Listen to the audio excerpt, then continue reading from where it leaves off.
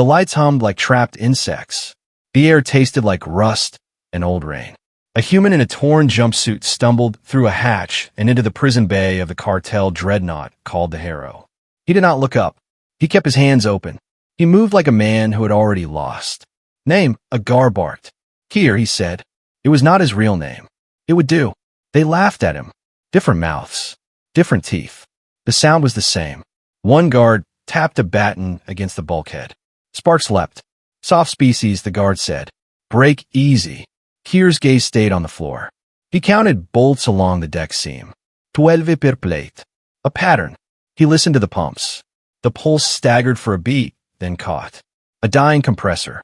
He watched the shadows in the coolant sight glass on the far wall. The flow jittered. The ship hurt somewhere deep. The cell row smelled like oil, fear, and boiled starch. Faces looked out through bars and mesh. A photosynthetic giant sat under cold blue LEDs and did not move. Its leaf skin was dull, starving light. A skitter tech with 6 thin arms tried to hide his tremor and failed. A gas breather pressed a cracked mask with careful fingers. Every exhale whistled. Kier walked past them in chains. His shoulders were low. His eyes were open. They shoved him into an empty cell. The door shut with a hollow drum note. He sat. He waited. He listened to the metal talk. Ships talk if you listen long enough. They tell you where the stress lives. They tell you what they fear. A guard kicked the bars. Work bell in 1 hour. Human. Pray you last a second bell. The guard left. The footsteps faded. Kier leaned toward the wall. He pressed the heel of his palm against the tooth. A switch clicked. A wire sang against bone. He spoke without moving his lips. Boarded. I'm in. The hidden mic tasted the words and pushed them out on a silent carrier. He waited for a reply. He got none. The channel was empty. Dead quiet. He smiled once. It was small and quick. He closed the channel. He stood and crossed the cell. He tested the bars with 2 fingers. Surface vibration told him the door sensor was cheap and lazy. He tapped the bowl plate. Hollow space behind. A service conduit ran near. Good. He checked the ceiling. 1 camera old. Its pan motor scraped when it moved. He watched the scrape's rhythm. 3 sweeps. A pause. A sleepy eye. The shift bell rang. Metal groaned as lock cycled.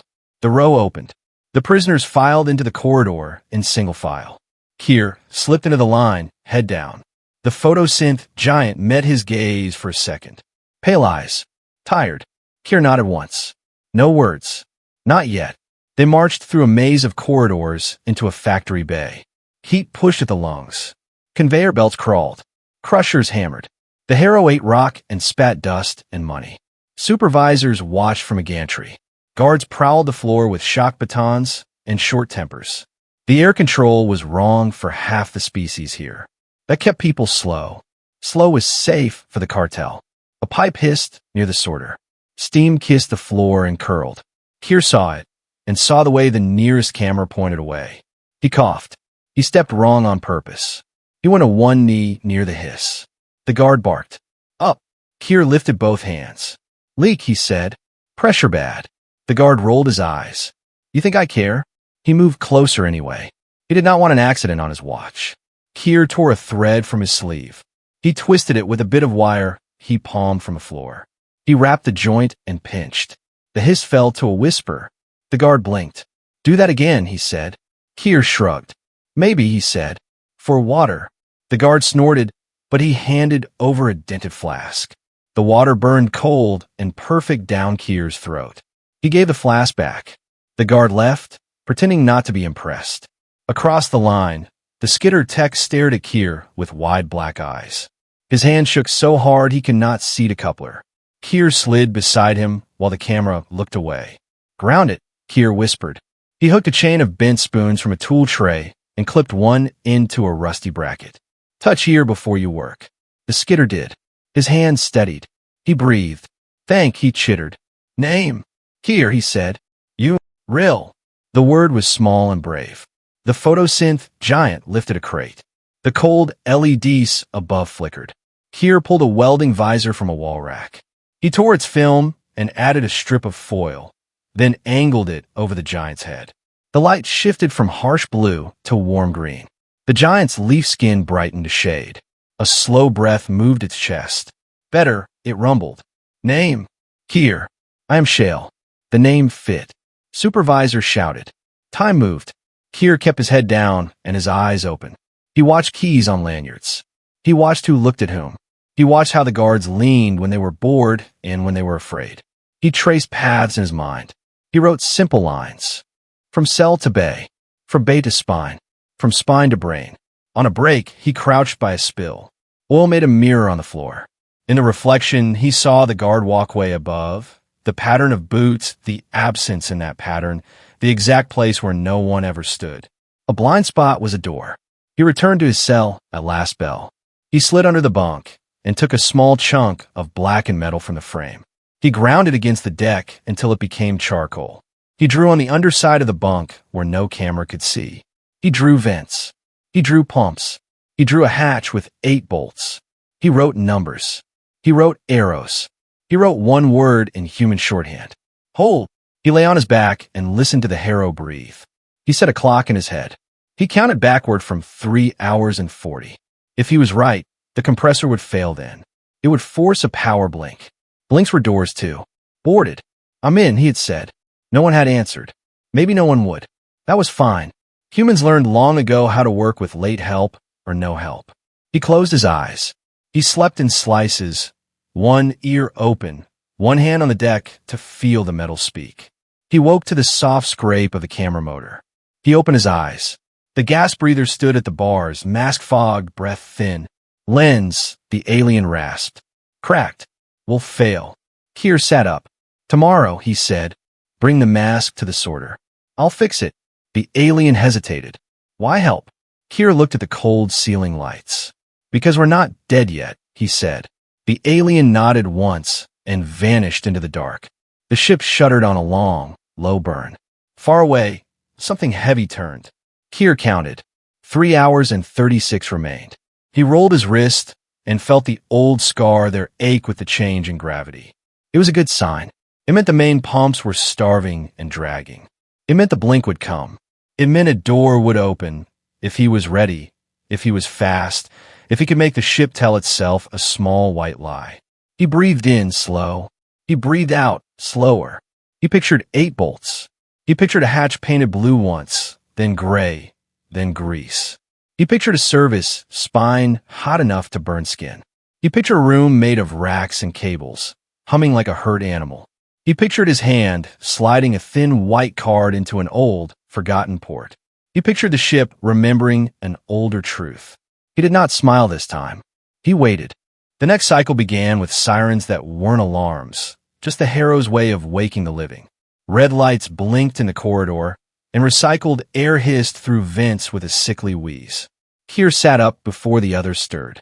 He'd been awake since the second false dawn, tracking the hum of the ship's engines through the floor. Something deep inside the harrow was offbeat, like a heart missing every fourth pulse. That meant weakness, and weakness could be used. He joined the morning line, shackles cold on his wrists. The guards didn't bother shouting today. They were bored, confident, and careless. Kier preferred them that way. Rill, the skidder tech, walked beside him, whispering in a jittery rhythm. They talk of you. They say you fix pipe, comm guard. Foolish. Guards don't like smart prey. Kier gave a faint smile. Then it's a good thing I'm not smart. In the work bay, heat poured down from the ceiling like punishment. The machine screamed, grinding or into dust. Shale, the photosynth giant, lifted boulders twice his size with quiet dignity. His body shimmered faintly now under the green filter Kier had built. He didn't thank him aloud, but every time the light hit him, he nodded once, a silent pact. Mid-shift, the coolant alarms flickered, just as Kier predicted. The system whined, and the foreman barked for maintenance. Kier raised his hand. I worked repair before, he said softly. Let me fix it. No one else breathes coolant without mask. The foreman squinted at him. You break it worse, you suffocate. Kier shrugged. Then you don't have to feed me. They handed him a cracked wrench and a cloth patch soaked in sealant. No tools, no safety gear. He slid beneath the trembling pipe, every vibration passing through his ribs. Steam licked his arms. He wrapped the patch and tightened the seal. The leak stopped, but he didn't move away. He pressed his palm flat to the pipe and listened. Behind the hiss, he felt the rhythm of the ship. 3 deep pulses, then 1 long groan. The Harrow was breathing wrong. She was sick, neglected, angry. He whispered to her like she was alive. "You hate them, don't you?" The metal answered with a low shiver. "Human," the foreman snapped. "Done yet?" Kier pulled back, sweat streaking down his face. "Fixed, but you should check the primary condenser. It's skipping pressure cycles." The foreman frowned. "How would you?" "Feel it," Kier said simply. "She's coughing." The alien sneered, but called for a pressure test anyway. When the numbers came up uneven, the guards grew tense. Kier saw it all from the corner of his eye. A ship this size, off by even 2%, meant danger. He'd just earned their attention and their dependence. That night, back in the cells, Vash, the gas breather, limped to Kier's bars. The patch on his mask rattled loose again. "Help," he rasped. "It leaks more now. I'll die before 3rd bell." Kier nodded. "Give me the mask." He took the broken lens, turning it under the dim light. "I need glass." He searched the floor until he found a piece of viewport debris from the last fight the Harrow had survived. Thick, curved, strong. He heated it against a cleaning lamp, pressed it into place, and sealed it with sugar paste stolen from rations. It melted, cooled, and hardened clear. Vash inhaled once, then twice. No leak. His eyes watered, chemical tears. "Why help?" he whispered again. Kier leaned back on the bunk. "Because you breathe. That's reason enough." Later, when the cell block slept, Kier traced patterns on the floor with a scrap of metal. He marked the time it took between each power flicker. 16 minutes, then a pause. 17. Power instability growing. Good. The Harrow's heart was faltering faster than expected. That meant his window would come sooner. He looked up at the ceiling camera. It hummed once and turned away for its lazy sweep. He used a few seconds to press his hidden comm switch again. Still no signal, he muttered. Static hissed back. No response. Maybe his team was dead. Maybe they'd written him off. Didn't matter. Humans didn't need rescue. They built it. On the next work shift, the cartel guards brought in a crate of damaged tools from the upper decks. Kier volunteered to sort them. He ran his fingers along each handle, learning the story of the metal. Half were worn smooth. One was cracked from torque. Another had corrosion that told him where the humidity spikes hit hardest. From those clues, he mapped the air ducts in his head, tracing paths where warm air met cold, the kind of junctions that marked maintenance shafts. He began to whisper small questions to the Harrow when no one was near. "What are you hiding under the midline?" A vibration through the deck answered. "And under Section C, near coolant flow?" Another pulse. The ship didn't speak words, but it remembered. It remembered the human engineers who built her long before the cartel claimed her. Kier was listening, and she knew it. By the third day, whispers spread through the prisoners. The human had fixed a system no one could fix. The human had quiet hands and eyes like a mechanic's torch. Some said he was a smuggler. Some said a spy. Some said a fool. Kier let them guess. The truth was heavier. During meal break, Shale spoke again, voice deep as engines. "You planned something, little one." Kier didn't deny it. "I planned survival. Survival takes teeth." "Or patience," Kier said. "I have both." A klaxon blared from above. Coolant pressure spiked again. The guards cursed, hitting panels, shouting orders. Kier watched as they misread their own data, venting the wrong lines. He didn't move to help this time. He needed the chaos. He needed them nervous. Every shout, every spark, every mistake drew him closer to what he wanted, a single moment of confusion to move unseen. The Harrow shuddered hard, throwing sparks down the length of the factory bay. Everyone ducked. Shale roared. Rill screamed. Alarms flashed crimson for 3 breaths, then died back to orange. Temporary failure. Kier smiled slightly. "Good girl," he whispered to the ship. "You're waking up." As they were herded back to their cells, he glanced once at the coolant pipes along the wall. Steam curled like ghosts. He'd leave them be, for now. The Harrow's heart was coughing louder every cycle. When it finally choked, he'd be ready to turn that moment into freedom. In the dim cell light, Kier lay back again, one hand on the deck, feeling the pulse of the great machine beneath him. It felt alive now. Angry. Waiting.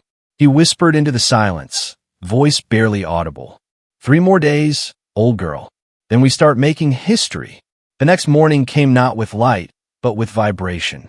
A deep, uneven rumble rolled through the deck, like the ship was grumbling in its sleep. The Harrow was sick, and everyone felt it. Guards shouted, prisoners stumbled from bunks, and somewhere in the hull, a vent coughed out a cloud of frost. Keir was already awake. He sat on the edge of his cot, head bowed, eyes tracing invisible lines across the floor. Every sound meant something. The timing of the pumps, the hiss in the coolant lines, the distant echo of pressure doors. The Harrow was talking, and he was listening. When the cells opened, Rill the skitter tech crawled out first, chittering nervously. "Engine's angry," he whispered, antennae twitching. "Smell of metal burn." Keir nodded. "Then maybe they'll make mistakes." They were herded to the refinery bay again. The noise was constant, mechanical thunder mixed with alien curses. Heat shimmered like ghosts between the machines. The prisoners worked under the eyes of guards who were too tired to care, but too cruel to stop. Keir took his place near the auxiliary generator, pretending to clean a filter. In truth, he was counting the rotation cycles. 5 seconds on, 4 off, then a double pulse. A new pattern. Someone had rerouted power overnight, and badly. Perfect. He glanced at Shale, the photosynth giant.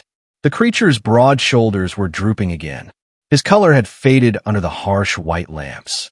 Keir walked over, wiping fake grease from his hands. "You need heat," he said quietly.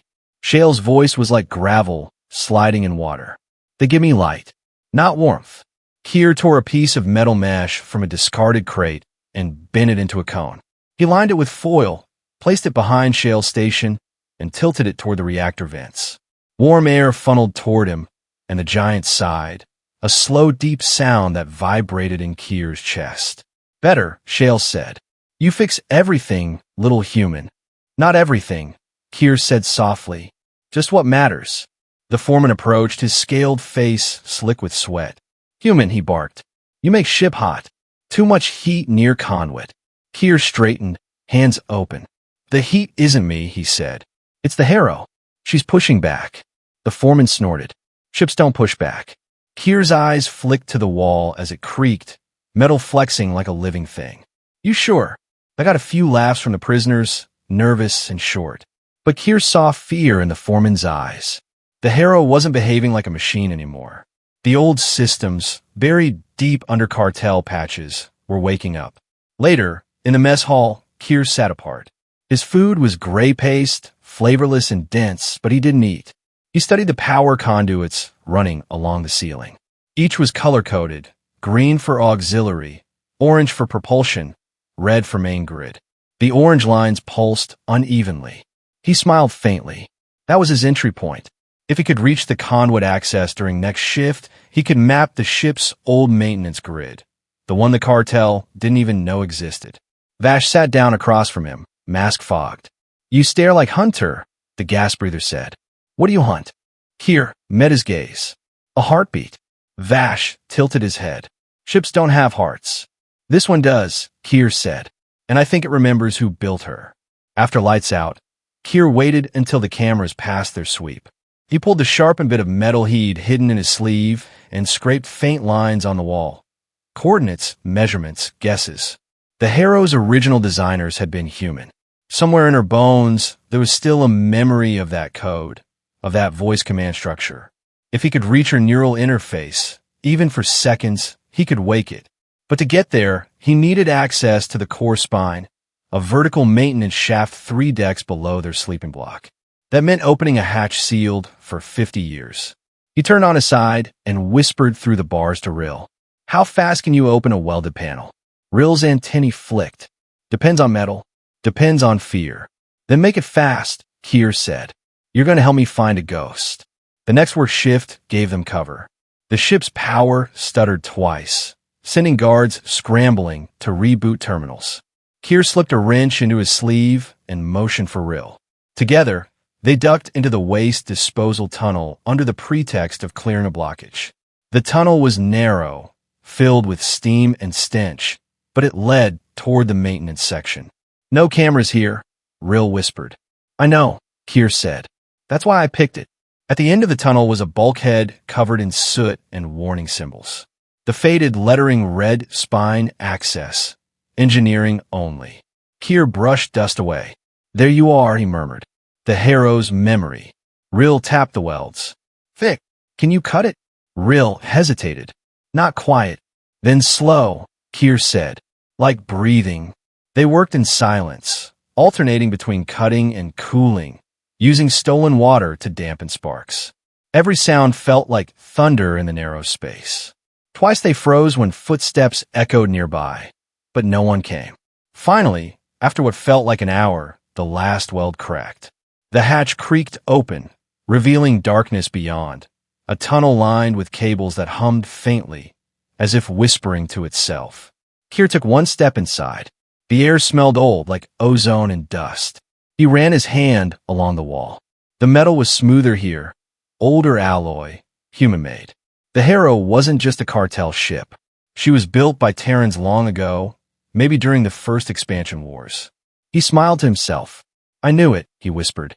"You remember us." Rill's eyes glowed faintly. "What now?" "Now," Kier said. "We wake her up." He didn't see the small red sensor in the corner of the tunnel blink to life as they stepped deeper. Someone, or something, had noticed. The Harrow wasn't just remembering. She was watching. The air in the maintenance spine was colder than the rest of the ship, so cold that every breath turned to mist. The walls hummed with hidden energy, and each step echoed like a whisper inside a hollow throat. Kier led the way, crouched low, his hand brushing the old human alloy that lined the corridor. Every few meters, he felt faint vibrations, alive, pulsing like veins that had never truly gone quiet. Rill followed close behind, his 6 thin limbs twitching with nerves. "This place wrong," he chittered. "Smells asleep." "Good," Kier said softly. "Sleeping things can be woken." They reached a junction where the cables split in 3 directions. One tunnel slanted down toward the reactor housing, another curved up to the comm array, and the third was sealed with a thick hatch covered in frost. The faded label read, "Primary Neural Sync Port. Authorized personnel only." Kier brushed his thumb across the letters. "Neural sync," he muttered. "So you still have a brain, old girl." Rill tilted his head. "Ship brain dead, no?" Kier smiled faintly. "Maybe she's just been pretending." He pulled out a makeshift tool from his sleeve, a cracked multi-tool reassembled from stolen maintenance scraps. "Cover your eyes," he said. Then he jammed the metal into the manual override and twisted. Sparks danced across the wall. The doors stuttered once, twice, then slid open halfway before grinding to a stop. Beyond it was darkness, dense, silent, endless. A faint pulse of blue light flickered somewhere deep inside, like a heartbeat under the floor. Kier crawled through the gap. The air tasted like ozone and memory. He raised his hand, and the light brightened in response. "You remember," he whispered. "You still know human touch." Rill followed reluctantly, his antennae vibrating with static. "No like this," he said. "Feels alive." "It is," Kier replied. "She was built to think, not just fly. Humans made her when ships needed instincts, not commands." He found a panel at the center of the chamber, half buried under dust and data cables. A small terminal blinked weakly, its interface old and forgotten. He wiped the screen with his sleeve. Text shimmered faintly. "System standby. Authorization required." Kier placed his hand on the console. "Kier, Terran Engineering Division," he said, knowing it was a lie, and also knowing that sometimes machines didn't care about the difference between a voice and a memory. The screen flickered. Then, slowly, words appeared. Voice recognition. Partial match. Human origin confirmed. Systems available. Maintenance. Observation. Protection. Rill's jaw fell open. She listened to you." Kier felt a strange warmth in his chest. "She listens because she wants to." The Harrow never belonged to them. He glanced at the code feed, scrolling down the screen. Most systems were locked behind cartel encryption, but beneath the layers of alien code, human directives still lived. He could see them, written like ghosts in an old language. Preserve life. Maintain stability. Obey keyholder authority. The cartel had only painted over her soul. Kier began typing, fingers quick and steady. He rerouted diagnostic permissions, creating shadow commands. Tiny lies the ship would tell itself. Cameras would show guards where they weren't. Doors would believe they were locked when they were open. The Harrow would start dreaming again, and the cartel wouldn't even know. He entered one final command. Begin quiet cycle. The lights dimmed to a calm blue. The vibration in the walls softened into something like a sigh. Then, in the faint hum, a voice, soft, synthetic, distinctly human, spoke for the first time in decades. Kier status unknown. Protocol query. Am I alive? Rill stumbled backward, eyes wide. She talked. Kier's throat went dry. Yeah, he whispered. You're alive, old girl. You've just been waiting. Core integrity failing. Pressure loss detected. Crew hostile. Purpose uncertain. Your purpose, Kier said quietly, is to remember who you were. For a long moment, the chamber was still. Then the ship answered. Memory restoration in progress. Panels around them flickered to life, revealing schematics, old blueprints for the original human fleet. Kier's eyes widened. There it was, the complete layout of the Harrow before it was gutted and turned into a prison barge. The neural core connected directly to environmental controls, reactor stabilizers, and, most importantly, the command override system. He looked at Rill. We can take her back.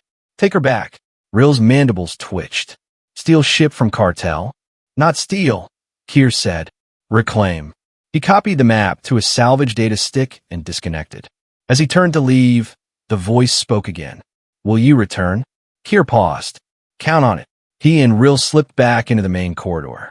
The hatch sealed behind them with a heavy sigh.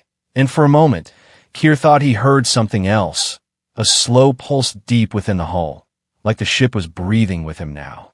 By the time they crawled back into the waste tunnels, alarms had started blaring in the distance. Guards shouted orders. Red lights flashed across the factory floor. Rill's antennae twitched frantically. They know. Kier shook his head. Not yet. She's just waking up. Systems rebooting. But inside, he wasn't sure. Maybe the Harrow's awakening had tripped more than sensors. Maybe she'd whispered to someone else. Back in their cells, Shale's massive frame blocked Kier's view of the corridor. The giant turned slightly. You did something, he rumbled. Kier wiped grime from his face. Fixed a broken circuit. Shale's eyes glowed faint green. Then why does the ship breathe like thunder? The deck trembled beneath them, once, twice, like a massive heartbeat. Somewhere deep inside, the Harrow remembered her name, and she was done pretending to be a slave ship. When the next cycle began, the Harrow didn't just hum, it growled. A deep, steady vibration rippled through the metal bones of the ship, and everyone felt it. The prisoners looked around nervously. The guards checked their monitors, and somewhere on the upper decks, the foreman barked questions that nobody could answer. The Harrow's systems were no longer obeying. Kier stood in the work bay, pretending to scrub the floor. He didn't need to look up to know that the ship's pulse was syncing with his own. Every 10 seconds, a subtle flicker passed through the lights, his signal. He'd told her to breathe in patterns, and she was listening. Rill scuttled over, voice trembling. She hums louder now. Guards afraid. Say, maybe reactor leak. Kier gave a faint nod. Let them think that. Shale, massive and silent as a mountain, set down his crate beside Kier. You wake her, he said in his low rumble. Now she stirs. Kier wiped sweat from his brow. It's time she did. She's been a slave long enough. A voice crackled over the intercom. All maintenance crews, report to Deck 4 immediately. The guards started rounding up prisoners, pushing them into formation. Kier glanced at the direction they were being led, toward the reactor spine. His heart quickened. The cartel wanted to inspect the core. If they found the old neural chamber reactivated, everything would collapse before he was ready. They marched through narrow steel corridors glowing red with emergency light. Steam hissed from leaking valves. The Harrow was restless, unpredictable. She was trying to protect him, but she didn't know the difference between subtlety and chaos.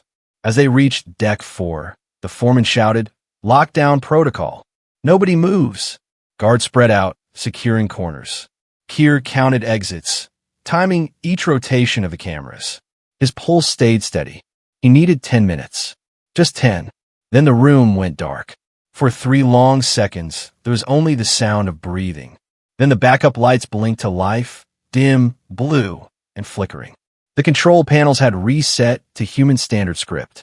The alien text was gone. On the largest monitor, a line of words appeared in English. Primary user recognized. Stand by for instruction. The foreman's scaled face went pale. What language is that? Kier took a step forward before he could stop himself. Ours, he whispered. Rill twitched beside him, barely holding in his panic. You did this. They will kill us. Kier's voice was calm. No, Rill. They'll never get the chance. The foreman spun around, shouting orders. Find a source. Check every conduit. But the guards froze. The hero's voice, female, calm, cold, filled the air. Unauthorized personnel detected. Command override active. Panels lit up red. Doors slammed shut. The guards pounded on the walls, cursing. Kier raised his eyes to the ceiling. Don't hurt them, he murmured. Affirmative, said the ship. Non-lethal restraint protocols engaged. Thick containment foam burst from the vents, swallowing weapons and limbs alike. The guards screamed as they were stuck fast, alive, but helpless. Rill flinched back, eyes wide. She obeys you. Kier nodded once. She remembers who built her. The foreman spat, struggling against the foam. You think you're safe, human? When command hears about this, they'll melt this ship to scrap. Kier walked closer, stopping just out of reach. They can try, but by the time they get here, the hero will be gone. The ship's voice lowered, almost like a whisper. Core synchronization complete. Reactor stable. Awaiting directives. Kier tapped a nearby console, fingers moving fast. He began rerouting energy from the refinery to the neural systems. Each keystroke was a breath in a language the cartel had forgotten. The ship responded like a heartbeat, her pulse syncing with his again. Then the screens blinked, and something new appeared. Override locked. Secondary key required. Kier froze. A secondary key?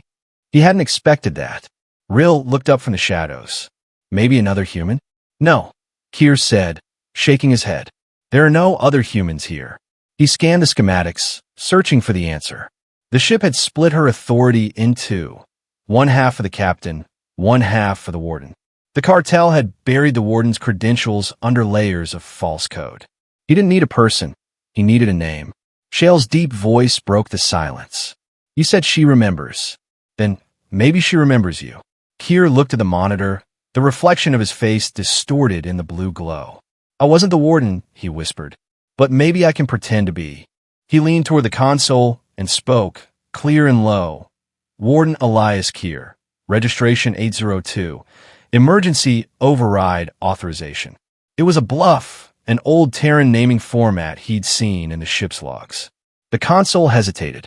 Then, after a pause that stretched like eternity, it answered. Identity recognized.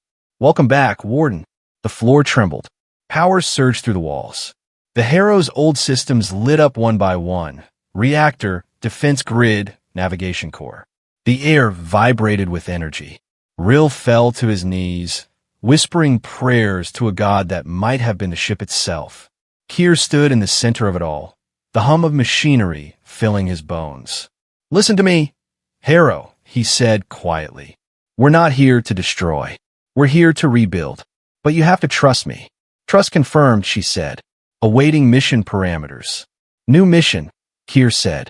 Protect the innocent. Restrict the violent. Disable cartel control. Directive accepted. Across the ship, alarms went dead. The lights softened to white. Inmate doors unsealed. And for the first time in years, the Harrow was quiet, alive but peaceful. Kier turned to Rill and Shale. It's done. But even as he said it, he knew peace wouldn't last. Somewhere in the upper decks, the cartel would be scrambling to regain control. They'd send reinforcements, maybe even soldiers. He looked at his companions, the trembling skitter, the massive photosynth, the gas breather peering from his cell, and he realized something important. If this was gonna work, he couldn't just save them. He needed them to fight beside him. Kier drew a breath and said, "You wanted freedom. Now you have a choice. Help me keep it, or let the cartel take it back." Ril's antennae flicked once. "If I die, I want to die fixing something." Shale's chest rumbled like thunder. "Then we fix the harrow." Vash stepped from the shadows, mask gleaming. "And we make her ours." Kier nodded, a small grin breaking through the grime on his face. "Then let's make history." Outside, unseen beyond the thick hull, the stars shifted position as the harrow's thrusters came online for the first time in decades. The engines roared, a sound not of war, but of awakening. The galaxy had just felt a ghost breathe again. The harrow was no longer a prison. She was a storm. The metal groaned with new life, bulkheads expanding under power that hadn't flowed in years. Deep inside her frame, forgotten systems came online, their hum joining into a low, steady growl that made every guard on board feel smaller. The prisoners whispered in fear and wonder, and for the first time in decades, the ship's name echoed through her corridors like a heartbeat. Harrow, Harrow, Harrow. Kier stood in the command passageway, his face lit by the glow of resurrected control panels. Lines of Terran code scrolled across the screens faster than any human could read, but he didn't need to. He understood the rhythm. He could feel the ship thinking, remembering, deciding. "Status," he said. "Reactor stable. Propulsion online. Crew containment. Partial." "Partial?" Kier asked, brow tightening. "Containment breach on upper decks. Cartel command units mobilizing. Estimated response time, 3 minutes." 3 minutes, Ril repeated, antennae twitching. "That not long." "Long enough," Kier said. He turned to the others, Shale, Vash, and a handful of alien workers who had joined them after the lockdown. None were soldiers. None had ever fought a war. But they all carried the same look in their eyes. "We're not going back." Shale's deep voice rumbled. "They bring weapons. We bring hands. What do we do, little warden?" Kier smiled faintly at the nickname. "We use what we have." He pointed toward the ventilation columns that crisscrossed the deck. "These pipes run through the entire power spine. If we open valves here and here, we can vent cooling gas in the upper decks. Non-lethal, just blinding. It'll buy us time." Ril's mandibles clicked nervously. "Gas burns eyes. Guards hate that." "Good plan." Vash's rebreather hissed. "I can thicken a mist with my own mix. Make it denser." "Do it," Kier said. "Shale, you stay near the blast doors. When they push through, block the first wave. Don't kill them unless you have to." Shale's vine-like fingers curled around a metal pipe. "If they want death, they'll find it anyway." The first explosion hit moments later. The deck trembled. Sirens wailed. From the upper corridor, gunfire crackled, short bursts, disciplined. The cartel's elite had arrived. The Harrow's voice cut through the chaos. "Unauthorized units detected. Recommending lockdown." "Negative," Kier said. "We need them to move. Guide them here." "Acknowledged." Herding hostile forces. Through the cameras, Kier watched as the ship herself obeyed. Doors closing, corridors twisting, lights flickering to mislead the attackers. The cartel troops followed the wrong paths, drawn closer and closer to the central junction. Silence came first, the kind that didn't feel empty, but earned.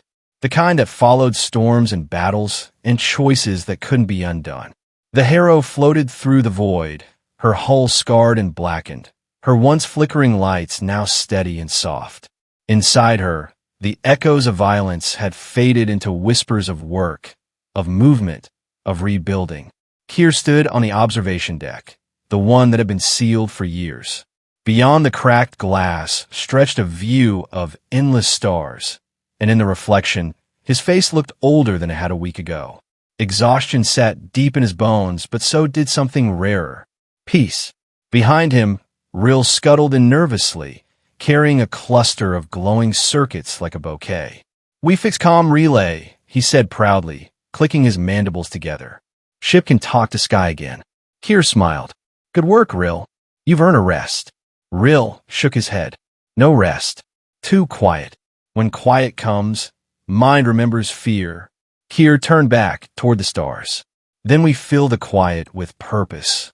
A shadow moved near the door, Shale, still massive and solemn, his leaf skin shimmering under the faint golden light. The others are gathering, he said. They want to hear what happens next. Kier nodded. So do I. They made their way to the central hall, where the survivors had assembled. Prisoners, workers, former guards who'd chosen mercy over orders. The hero's voice filled the air, calm and clear now. Core restored. Reactor output nominal. Crew count, 87. Morale, improving. Someone laughed softly. For the first time, the sound didn't echo against fear. Kier stepped forward. We did it, he said. But doing it isn't the same as keeping it. The cartel will come. They'll send fleets, inspectors, maybe even diplomats who think they can bribe us back into chains. He paused, scanning the room. When they come, we don't fight them like a gang of escaped convicts. We show them what humans taught this ship long ago, that freedom doesn't belong to one species. It belongs to everyone willing to stand for it. Vash lifted his gas mask slightly, his voice trembling but strong. And if they bring war, then, Kier said, we bring truth. We broadcast everything that happened here. Every cruelty, every mistake, every act of defiance. We show the galaxy what the hero became when no one was watching. Rill tapped one of the glowing circuit flowers against his chest. We make her story big. Exactly, Kier said. We make her story bigger than the fear they built. The hero's voice rose again, almost hesitant. Warden Kier, I remember more now. The humans who made me. What they said before I was taken. Her tone softened, almost reverent. They said, a ship that carries the broken must learn to heal itself first. I think, I'm healing. Kier closed his eyes for a moment. You're not just healing, he whispered. You're leading. Outside, a distant shimmer cut across the stars. 3 cartel frigates, closing in. The moment of peace was over. Alarms pulsed faintly, but no one panicked this time. Contact in 20 minutes, Shale said. Orders. Kier walked to the console and placed his palm on the control pad. The surface recognized him instantly, humming to life beneath his touch. Open a channel, he said. Channel open, the hero confirmed. Kier's voice carried through space, steady and unflinching. This is Warden Elias Kier of the Terran-built Starship Harrow. This vessel is now independent, self-governed, and under protection of her own crew. If you approach with violence, you will be denied entry. If you approach with mercy, you will be received as guests. No response came, just static, heavy, and endless. Then, faintly a reply. Harrow, this is Central Command. You're supposed to be a scrapyard myth. Kier smiled. Then you're about to learn myths can fight back. He cut the channel. Rill, he said, send the transmission logs. The entire uprising to every frequency you can find. Rill nodded, claws flying over the console. Going wide. Whole sector hear our noise. Good, Kier said. If they're going to call us traitors, they might as well know why. The Harrow shuddered once as her engines flared alive. Her thrusters burned blue-white, scattering dust like a comet's tail. Every light on the ship pulsed with her heartbeat. Destination? She asked.